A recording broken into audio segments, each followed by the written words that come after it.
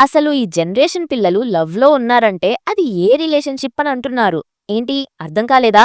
రిలేషన్‌షిప్స్‌లో బోలెడున్నాయని మీకు తెలుసా అసలు? నేను చెప్తా వినండి. నానోషిప్ అంటే వీళ్ళు కొన్ని గంటలు కానీ, కొన్ని రోజులు కానీ రిలేషన్‌లో ఉంటారు అంతే. ఘోస్టింగ్ అంటే అసలు ఏ మాట కూడా చెప్పకుండా ఆ రిలేషన్‌ని బ్రేక్ చేయడం. స్నీకీ లింక్ అంటే సీక్రెట్ రొమాంటిక్ రిలేషన్ లాగా.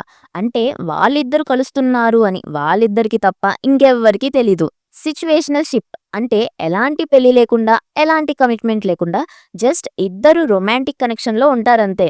కఫింగ్ సీజన్ అంటే జస్ట్ అక్టోబర్ నుంచి ఫెబ్ వరకు మీన్స్ వింటర్ వరకు మాత్రమే వాళ్ళు రిలేషన్‌లో ఉంటారు. లవ్ బాంబింగ్ అంటే రిలేషన్ స్టార్టింగ్‌లో టైం, అటెన్షన్, గిఫ్ట్స్ ఇవన్నీ ఇచ్చి తర్వాత కొన్ని రోజులకి టాక్సిక్‌గా బిహేవ్ చేయడం. బెంచింగ్ అంటే ఆల్రెడీ లవర్ ఉన్నా కానీ బ్యాకప్ ప్లాన్ లాగా బ్యాకప్ కింద ఇంకొక లవర్‌ని ఉంచడం. ఇంక మనం తవ్వే కొద్దీ మనం తెలుసుకోలేనివి కూడా ఉంటాయిలేండి. అలా మారిపోయింది కాలం ఇప్పుడు. మరి ఈ కల్చర్ మీద మీ ఒపీనియన్ ఏంటో కామెంట్స్‌లో చెప్పండి. అండ్ ఇంకొకటి ఇంట్రెస్టింగ్ ఫ్యాక్ట్స్ మన ఛానల్‌లో ఇంకా ఉన్నాయి. వాటిని కూడా ఒక లుక్ వేసేయండి.